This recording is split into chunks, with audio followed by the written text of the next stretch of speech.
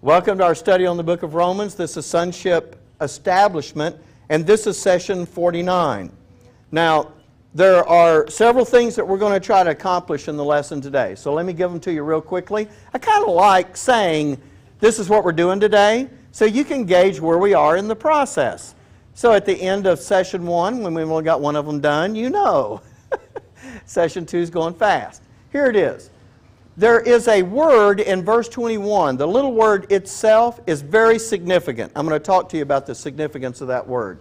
Secondly, that little word also is also very significant. I'm going to talk to you about that word and how those two words, by the way, you can leave either one of those words out or both of them out, and verse 21 still reads and makes perfect sense. So the addition of those words significantly change what the verse is telling you. And that's what we want to pay attention to. Third thing we're going to do is we're going to understand the concept of deliverance. I think almost everybody has an idea of that. We're going to do a lot of work on it, but there's a couple of little things about that I want to make sure you have in your thinking. We're going to define the bondage of corruption. We're going to look at the two deliverances of the creature and their respective roles with the two descriptions of believers. And you'll see that. It's right in the passage and you'll get to see it. So those are the things that we're going to do today. I could have summed that up and just said, what we're going to look at today is verse 21, because that's exactly where all of that is sitting. Now, let's keep in mind what it is that we're doing. We're being established as sons. That establishment consists of 3 godly virtues. Those virtues are installed in us by way of the doctrine. And the first of those virtues is that patient endurance. And we've got a checkpoint for that. And here's the checkpoint to know when that patient endurance is in you, when this verse is a reality. Romans 8:18.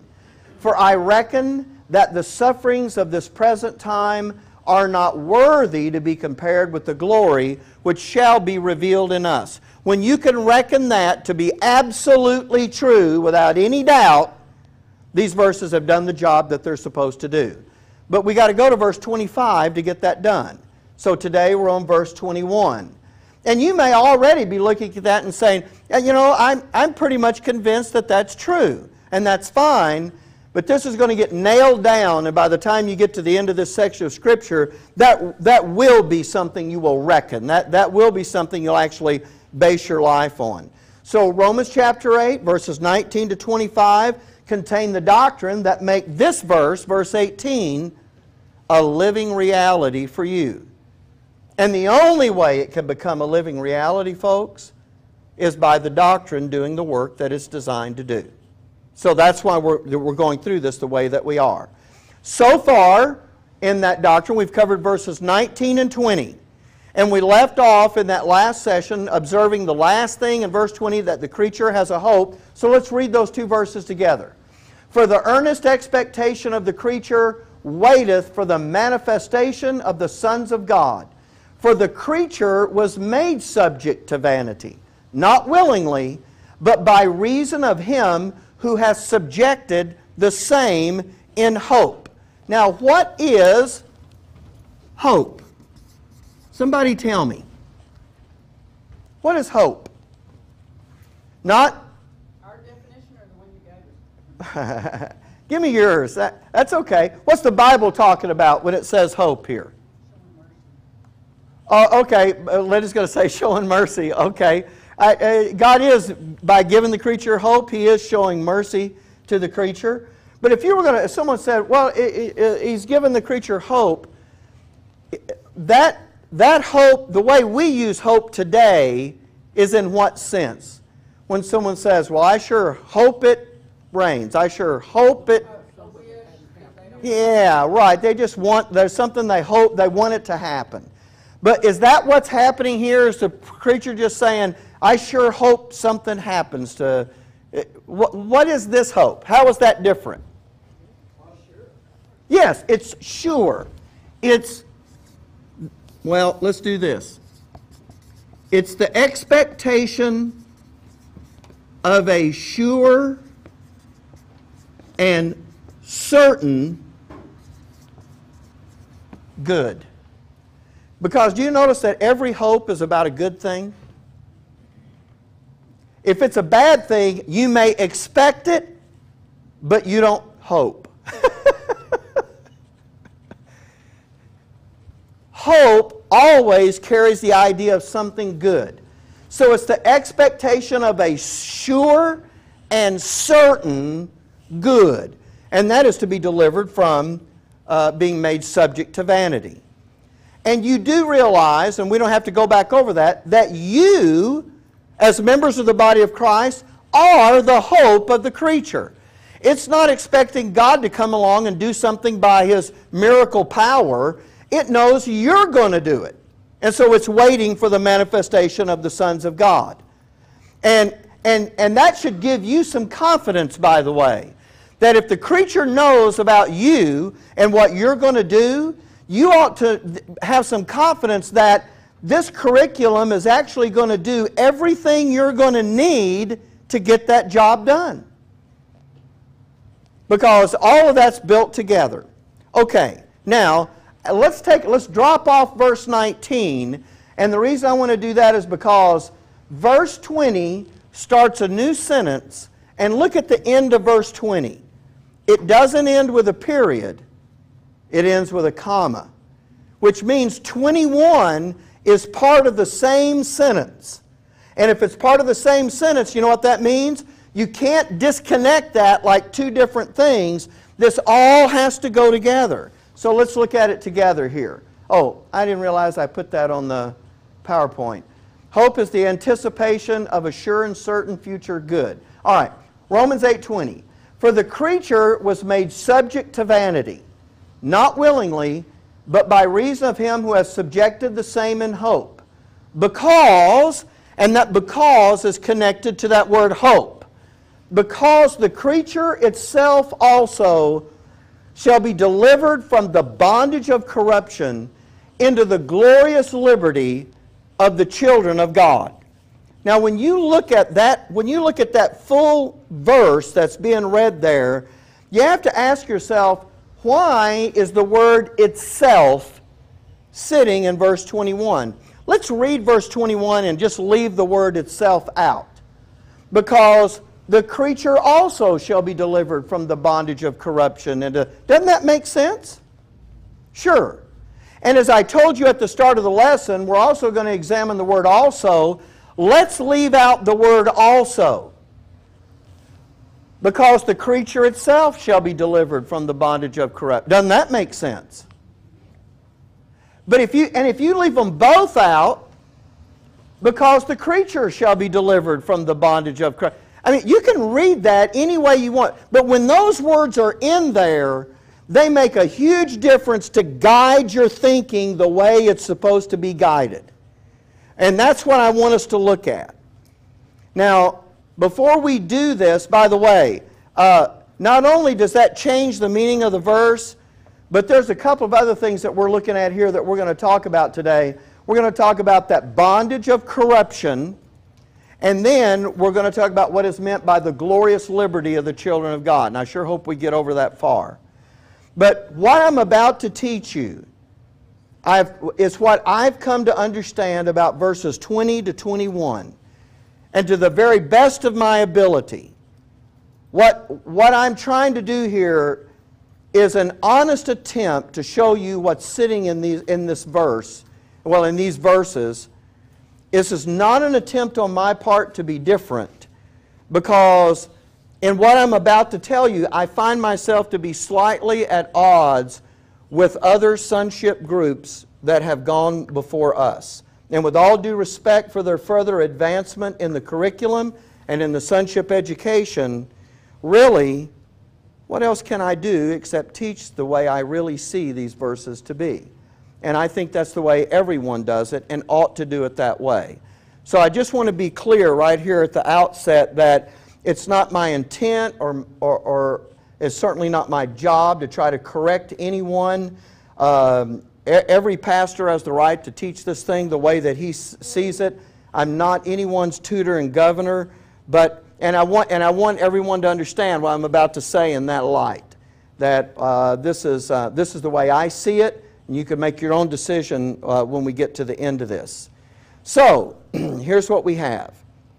Verse 21. Because the creature itself, and I want to talk about the creature itself just for a moment. Yes, we're going to read the rest of that verse and go through it, but as I've already pointed out, you can leave the word itself out and the sentence would still make sense, but it won't make the same sense. So, as you know, no words are just thrown in there to be extra. Here's what the word itself does. The word itself brings all the focus and attention to the creature. And when you read it, that's one of the things that does. And when you see the word itself, it always points, anytime you see a self word, itself, myself, herself, his self, that always points back to something that's already been mentioned. And I'm going to show you how that works. In fact, you've seen this kind of thing already back in Romans 6. Take a look at this. The Spirit itself beareth witness with our spirit that we are the children of God. Romans 6, I'm sorry, Romans 8, verse 16. I caught myself there. I did say 6, didn't I? Romans 8, 16. You've seen that word itself before, and we went through that. But just to give you an example of how itself, any self word, changes things, let me just invent a situation.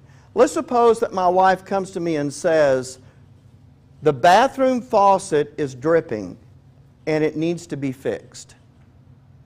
If I say, I'll handle it,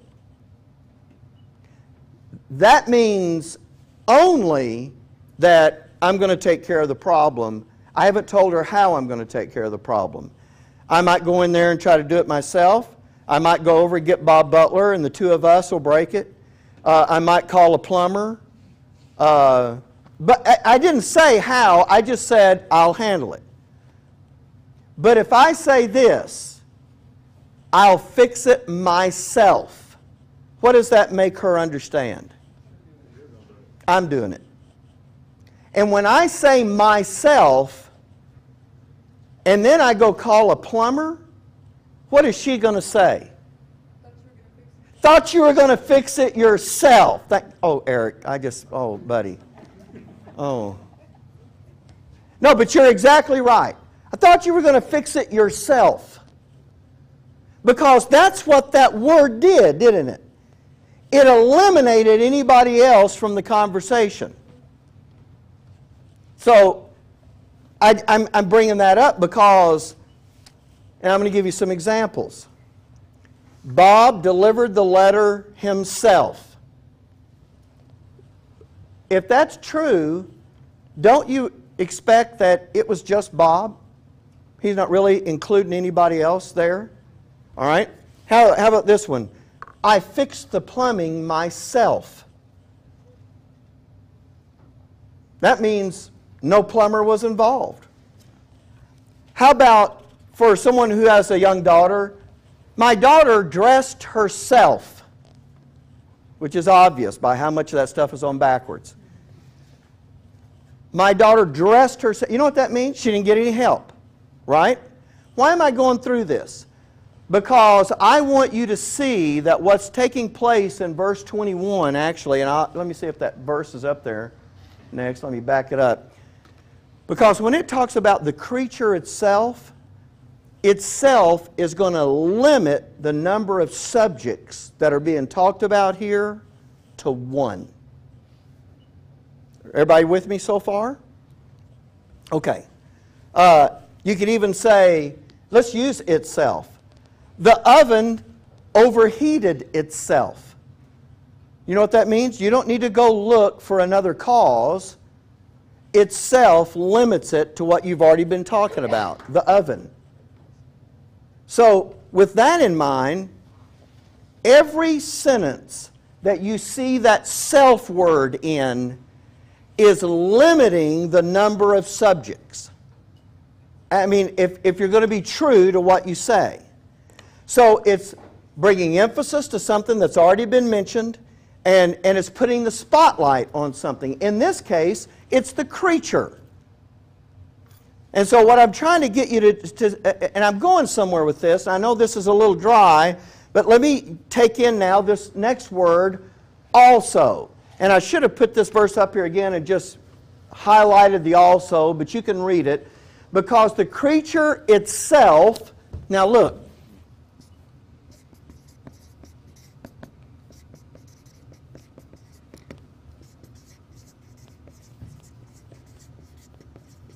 you're limiting to one subject.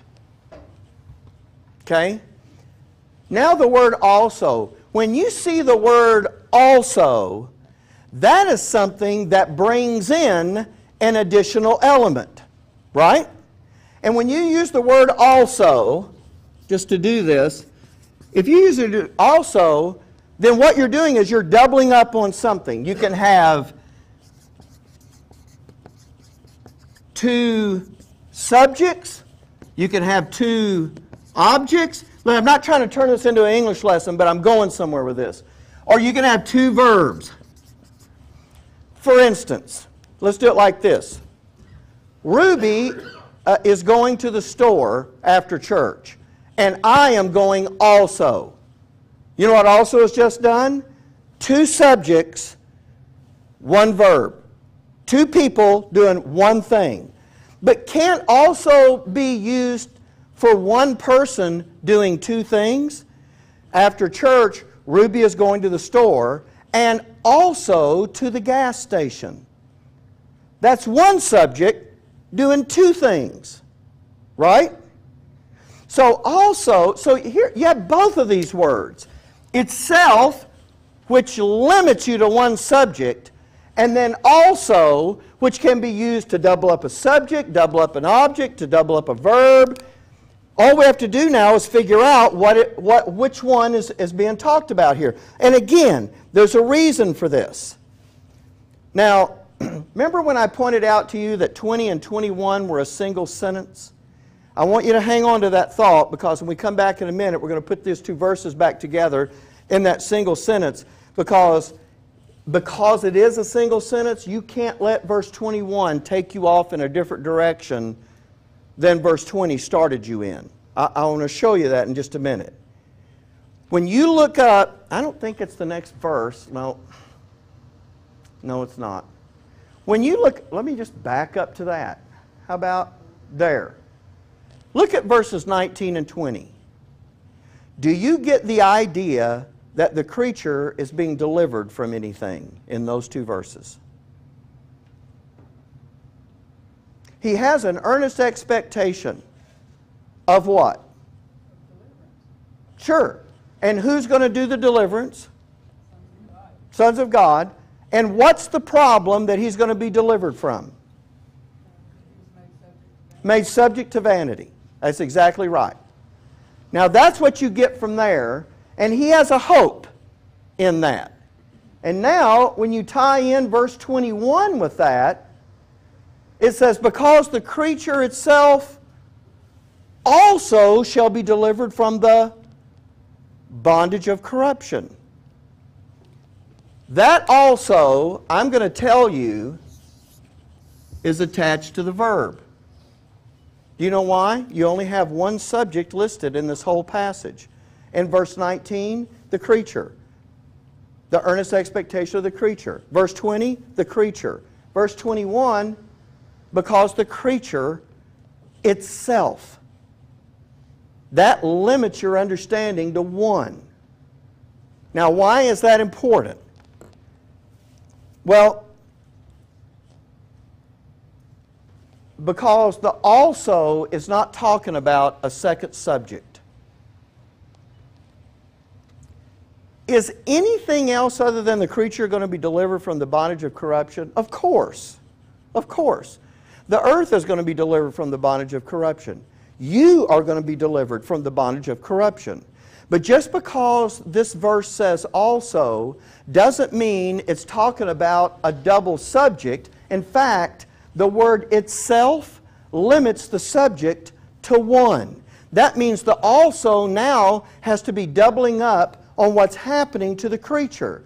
So the first thing is, it's being delivered from being made subject to vanity.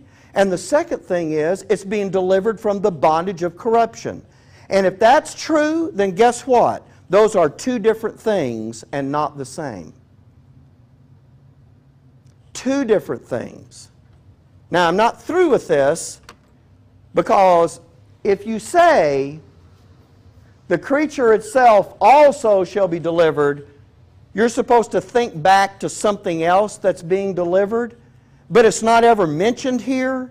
Do you realize how awkward it is, a way of saying that? Suppose my wife says this to me: the bathroom faucet is dripping, it's driving me nuts at night listening to it plink on the sink, it needs to be fixed. What if I say this: I also will fix it? Doesn't that seem a little bit odd way to answer her? What if, okay, let's use Linda because she's really clued in on this.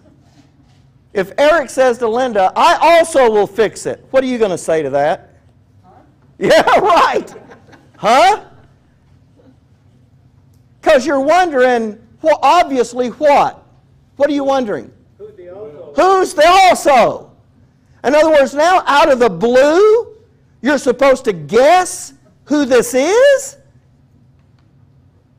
Anytime you use the word also, you always identify who the or what the also refers to. See, Eric could say, you know, I'll go get my buddy, you know. Now you could do an also, maybe combining that. But here's the point I want to make. Not only is that an awkward way of saying it, I also will fix it. Well, what do you mean also? We weren't talking about anybody else. We're talking about fix the sink. It doesn't make sense. And here's my point. The Bible uses the word also over 1,800 times. I'm not going to take you through all 1,800 of them. Please, don't roll your eyes back in your head. But I want to show you that it doesn't matter if the Bible is talking about also in adding a subject or adding an object or adding a verb. It doesn't matter. It always and without exception identifies what or who the also is referring to. Let me show you. Let me catch back up. Here it is. Genesis 1:16. Take a look. And God made two great lights. Now he's going to talk about them. The greater light to rule the day and the lesser light to rule the night. He made the stars also. Did he tell you what the also was? What is the also? The stars. It's what he also made, right? That is a double verb. In other words, God made two great lights and also he made the stars, right? He doubled on the verb. All right, here's the next one. Genesis 2:9. And out of the ground made the Lord God to grow. Here's what he made to grow. Every tree that is pleasant to the sight and good for food. Right? That'd be like an apple tree or an orange tree or a plum tree. It's good for food. The tree of life also. You know what? He didn't just do those kinds of trees. He also did another kind of tree. What is that tree? Did he name it? Well, sure he did. Here's the next one. By the way, that's double objects. You still have one subject, the Lord God. He's the only one doing the trees, right? And they're all in the midst of the garden. He made them all to grow, but he did two different objects. All right, now here's the next one. Genesis 3:6. And when the woman saw that the tree was good for food, and was pleasant to the eyes, and a tree to be desired to make one wise, she, here's the first verb, she took of the fruit thereof and did eat, and gave also unto her husband. Do you know what she also did? It told you right in the verse what the also was, didn't it? Genesis 4:3. And in the process of time it came to pass that Cain brought of the fruit of the ground an offering unto the Lord. Cain brought an offering. Verse 4. And Abel, he also brought of the first. Well, wait a minute. Do you know who also brought? Does it tell you in the verse? Do you see it? Sure, it's Abel. You're told. Did you have to guess who that was? No, you didn't. How about Genesis 8:7? And he sent forth a raven. This is what Noah did on the boat when he's trying to figure out, can we get off the boat or not? And he sent forth a raven, which went to and fro until the waters were dried up from off the earth. Also he sent forth a dove. Do you know what Noah also did? Is it told to you in the verse?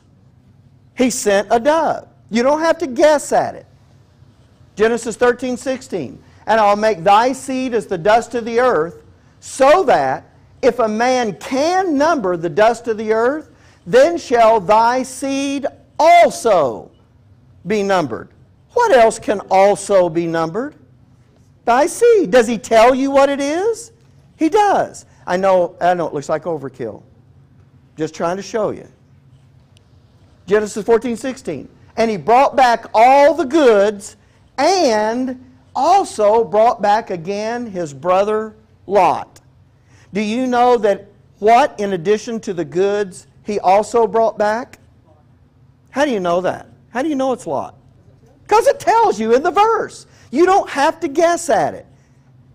You see, to leave out what the also refers to makes no sense whatsoever.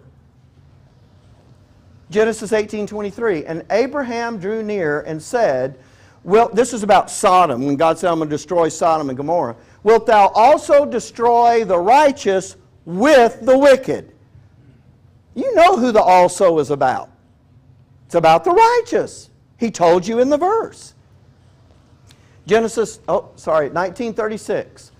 Thus were both the daughters of Lot with child by their father, and the firstborn bare a son, and called his name Moab, the same as the father of the Moabites unto this day.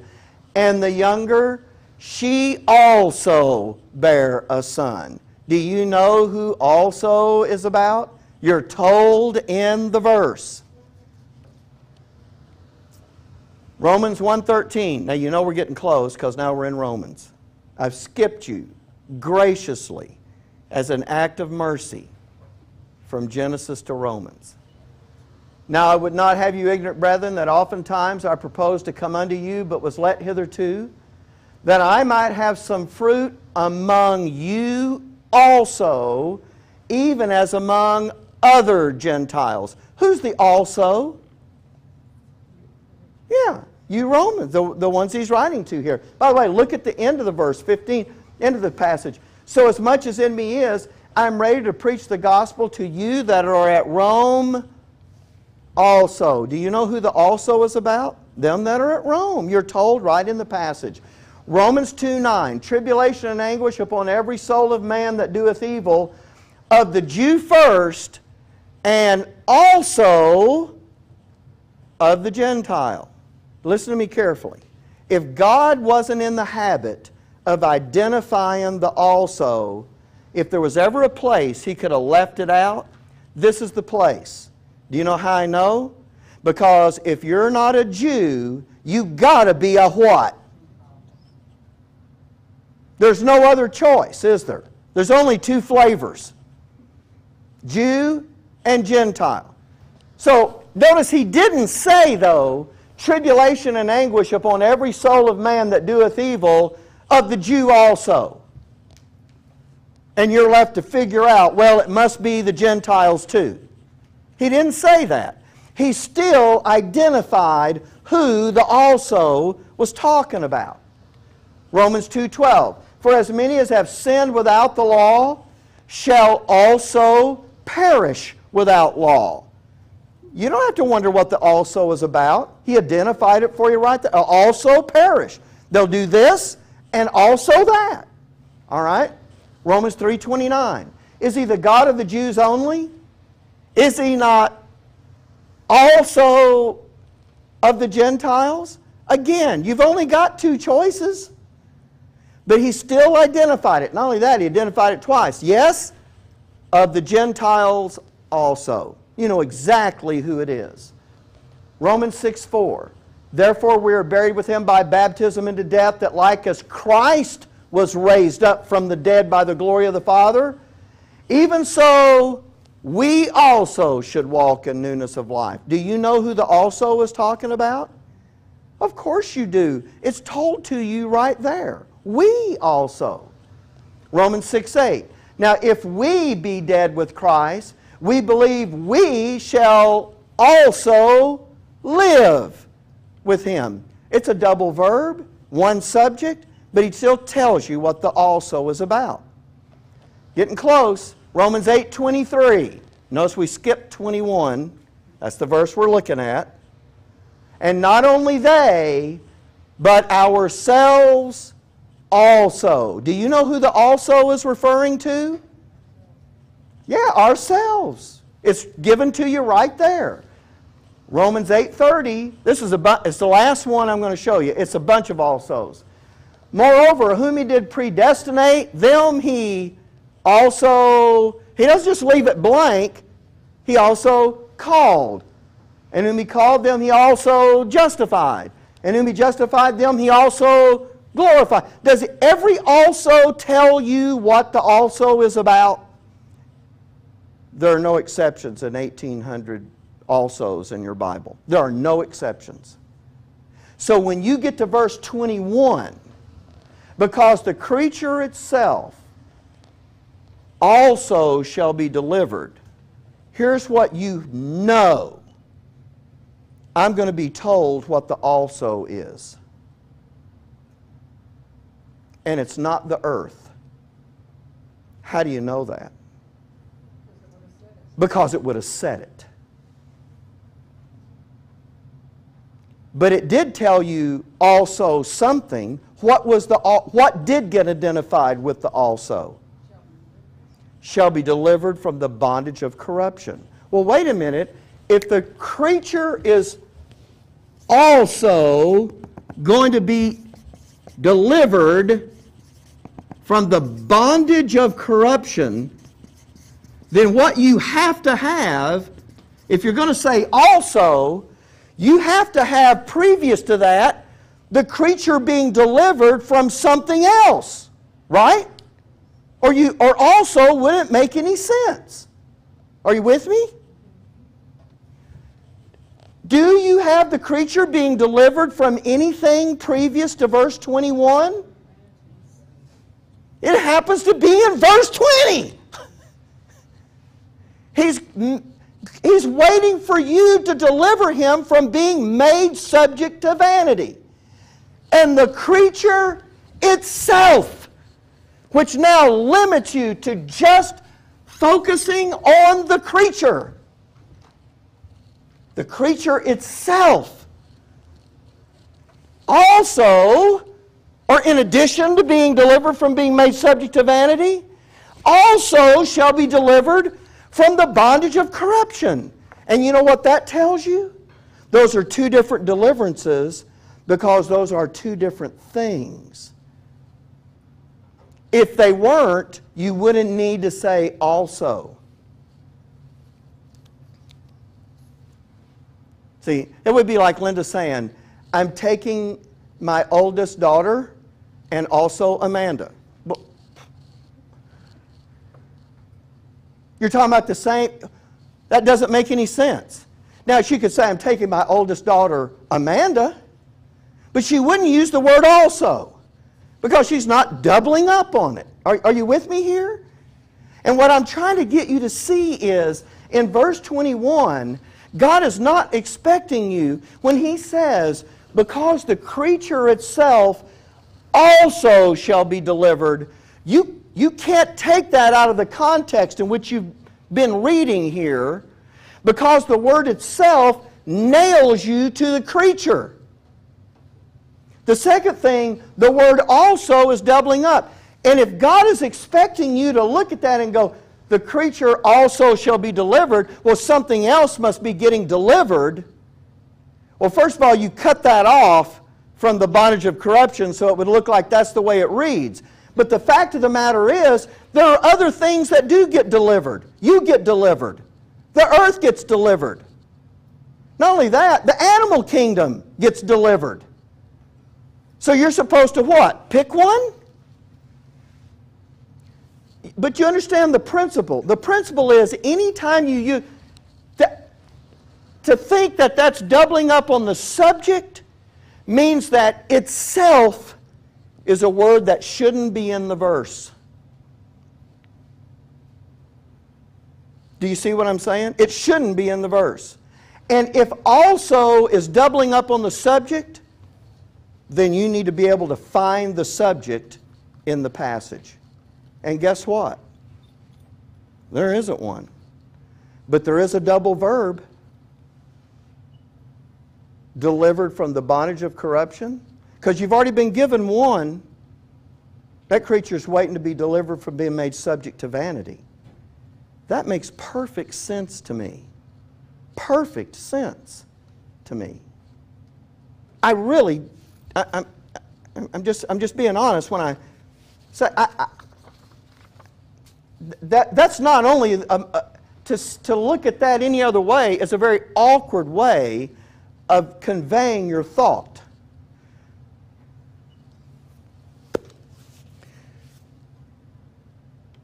And to look at that and say, that nails down that the creature is the heavenly... You should have solved that in Romans 1.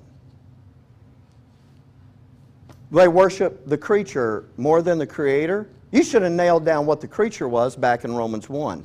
God doesn't expect you to wait till you get to Romans 8:21 to try to figure out what this is. This really is the second thing that is happening with the creature. Okay. Where are we at? Okay.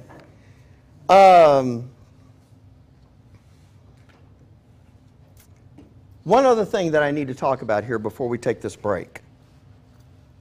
Since the subject would always be identified when you use the word also, and no additional subject has appeared in the verse, then you know that what's going to be doubled up on by also is going to be the verb, which is going to happen to the single subject of the creature.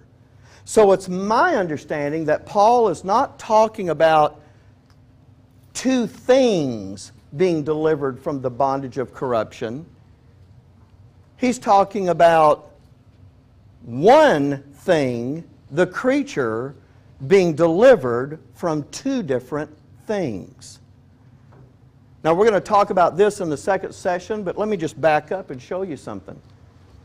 I'm going to have to go all the way back through those verses, aren't I? Well, then I'm not going to do that. Here we go. Let me just show you, because we'll cover this in the second session. Notice this first one. The earnest expectation of the creature waiteth for the manifestation of the sons of God. You tell me, you already answered it once, who's going to deliver the creature from being made subject to vanity?